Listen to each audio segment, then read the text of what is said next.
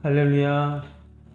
10월의 첫날 첫 시간 가장 먼저 주님 전에 나오신 저와 여러분들에게 또 하나님께서 올 한 달도 또 남은 2024년도의 석 달도 하나님의 크신 은혜와 복으로 함께 하실 줄로 믿습니다. 2024년의 달력이 몇 장 남았습니까? 딱 3장밖에 안 남았습니다. 세월이 참 빠르다 하는 생각을 합니다. 서유석 씨 노래 있죠? 가는 세월. 가는 세월 그 누구가 막을 수가 있으랴, 이 노래가 있는데 그 가사말처럼 정말 가는 세월을 막을 수 있는 사람이 아무도 없어요. 그렇다면 가는 세월을 막을 수가 없다면 그 가는 세월을 정말 우리가 보람 있고 복되게 살아야 되겠다 하는 생각을 합니다.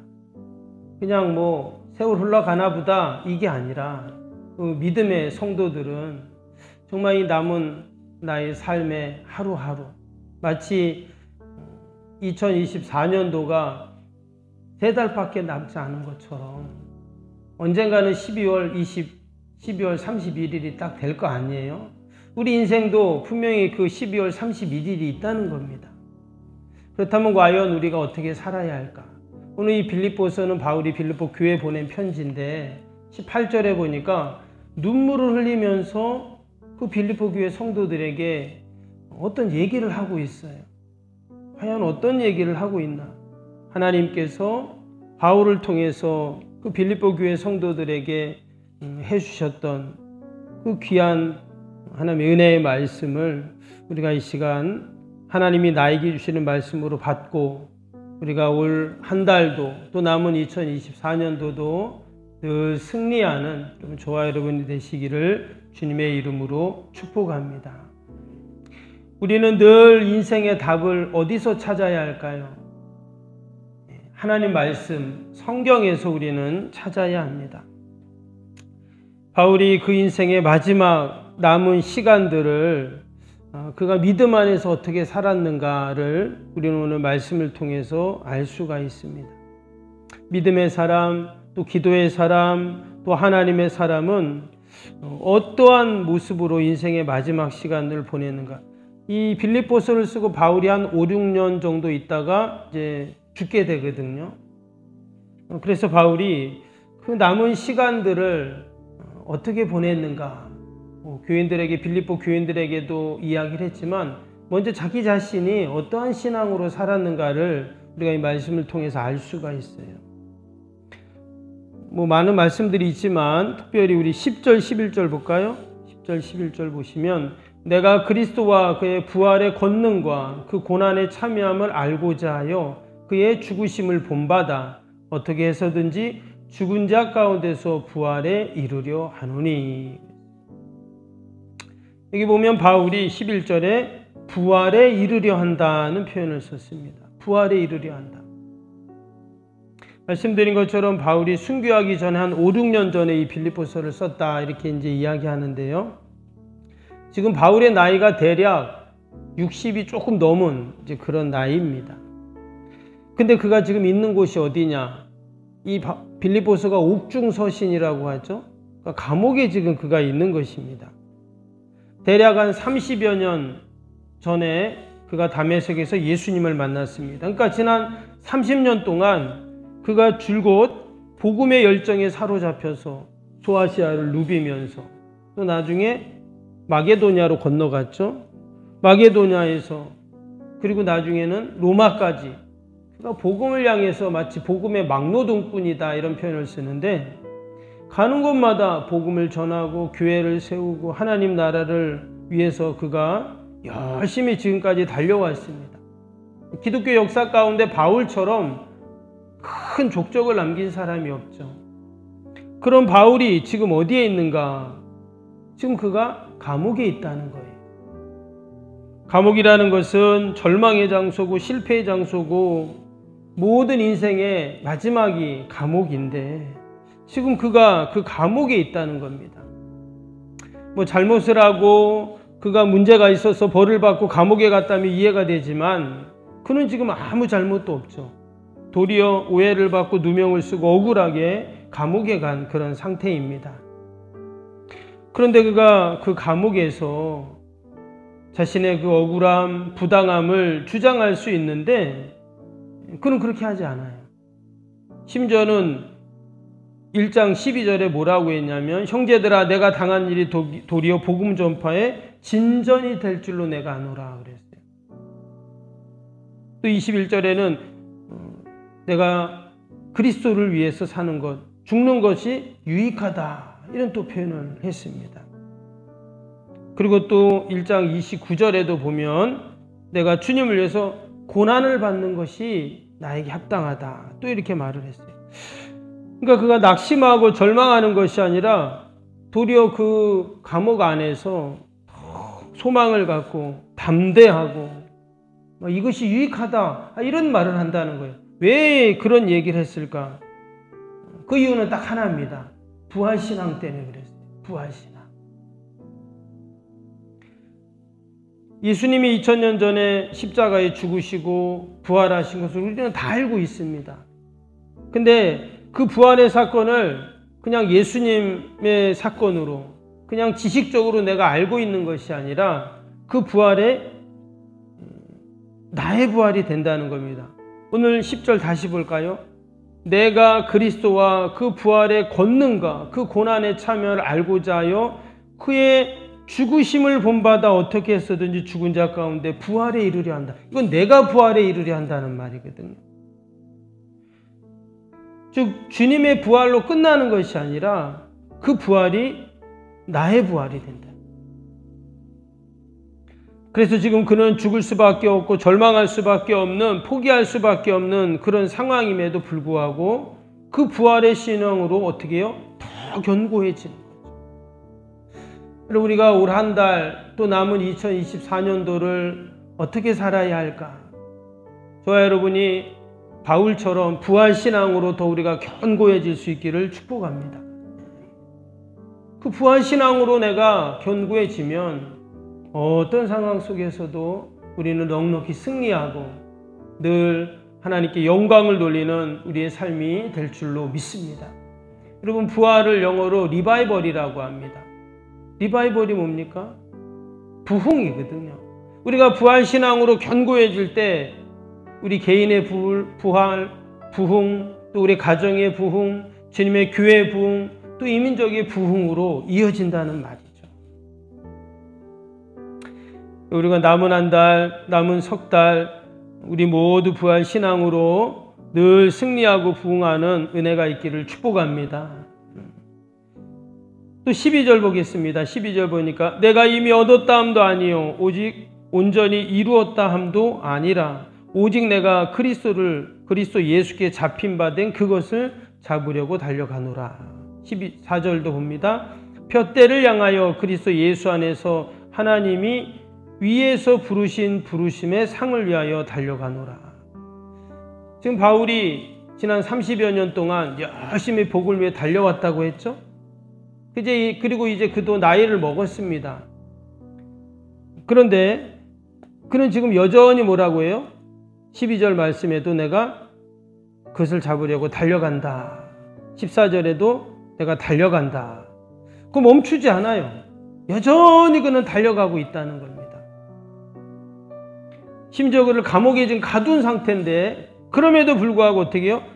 지금 계속 달려가고 있다. 이렇게 지금 그가 말을 하고 있습니다. 현재 만족하지 않고 안주하지 않고 계속 달려갑니다. 바울이 지금까지 복음을 전하고 또 교회를 세우고 얼마나 많은 일들을 했습니까? 이제 좀 쉴만한데, 좀 누릴만한데 그렇지 않아요. 계속 그는 푯대를 향해서 앞에 있는 푯대를 보면서 계속 달려가고 있다. 이렇게 말을 하고 있습니다. 여러분 10월 한 달도 또 남은 석 달도 하나님이 우리에게 맡겨준 귀한 사명과 직분을 우리가 늘 기억하면서 앞에 있는 그 푯대를 향해서 우리가 달려나가는 저와 여러분 되기를 축복합니다. 하나님이 인간을 두 발로 직립보행하게 하신 이유가 무엇인가? 동물학자들이 이야기하는 것은요, 이 지구상에 한 200여 종류의 영장류가 있다고 합니다. 뭐 원숭이, 침팬지 이런 거 있잖아요. 그 중에서 오직 인간만이 두 발로 걷는다고 해요. 4천여 종의 포유류가 있는데 그 가운데 온전한 직립보행, 그것은 의무적 직립보행이라고 하는데 그것은 오직 인간만 한답니다. 뭐 타조나 펭귄 이런 것도 두 발로 걸어요. 근데 그것을 온전한 직립보행이라고 말하지 않습니다. 그럼 왜 인간만 그렇게 온전한 직립보행 두 발로 걷는가? 원래 학자들은 뭐라고 말합니까? 원래 인간도 네 발로 걸었다고 하잖아요. 그쵸? 근데 한편으로 생각하면 야, 네 발로 걸으면 참 편하겠다. 원숭이 보세요. 얼마나 나무를 잘 짚습니까? 그쵸? 발로도 짚고, 그쵸? 그런 원숭이들은 보면은 희한하게 생긴 게 발이 어떻게 생겼어요?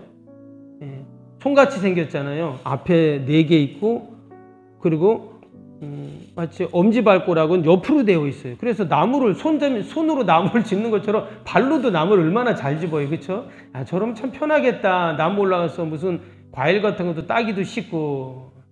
근데 여러분, 마치 발이 손같이 생기면요, 인간처럼 걸을 수가 없다고 합니다. 왜냐하면 이 엄지발가락이요, 우리는 엄지발가락이 제일 크잖아요. 그렇죠?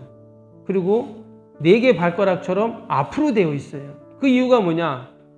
앞으로 걸을 때 앞으로 엄지발가락이 가장 힘을 준답니다. 그래서 앞으로 전진할 수 있도록 그렇게 되어 있다는 거예요. 왜 하나님이 그러면 그렇게 만드셨을까? 뭐 세상 동물 학자들은 인간이 이렇게 오랫동안 진화돼서 그렇게 했다고 말하지만 그렇지 않습니다. 오직 하나님이 인간만이 그렇게 두 발로 걷고 직립보행하게 하신 이유가 뭐냐면, 여러분, 네 발로 걸으면 어디를 쳐다보죠? 땅을 쳐다보게 되어 있어요. 근데 두 발로 걷게 되면 어디를 봐요? 하늘을 보는 거예요. 오직 하나님께서 하늘을 쳐다보고 하늘의 소망을 두라고 인간만을 직립보행하게 만드셨다는 것입니다. 그래 우리가 남은 한 달, 또 남은 석 달을 그럼 우리가 어디를 쳐다봐야 될까요?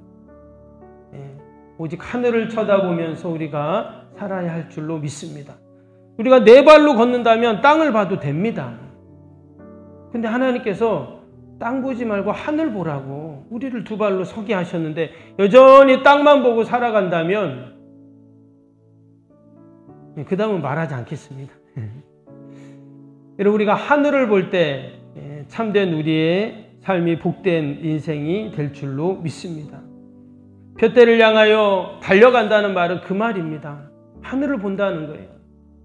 이 땅에 소망을 두지 않고 하나님이 우리에게 주신 그 믿음의 소망을 갖고 우리가 하늘 보면서 살아갈 때 여러분, 우리의 삶이 날마다 복된 인생이 될 줄로 믿습니다. 그러기 위해서 꼭 필요한 것이 있습니다. 오늘 13절인데요. 13절 보겠습니다. 형제들아, 내가 잡은 줄로 여기지 아니하고 오직 한 일, 뒤에 있는 것을 잊어버리고 앞에 있는 것을 잡으려고.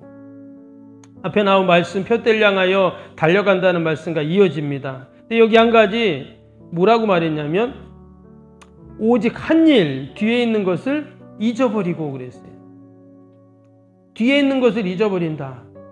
과거를 어떻게 한다는 거예요? 미련을 두지 않는다는 거예요. 지나온 일은 내가 잊어버리겠다는 거예요. 바울이 지금 감옥에 있다고 했습니다.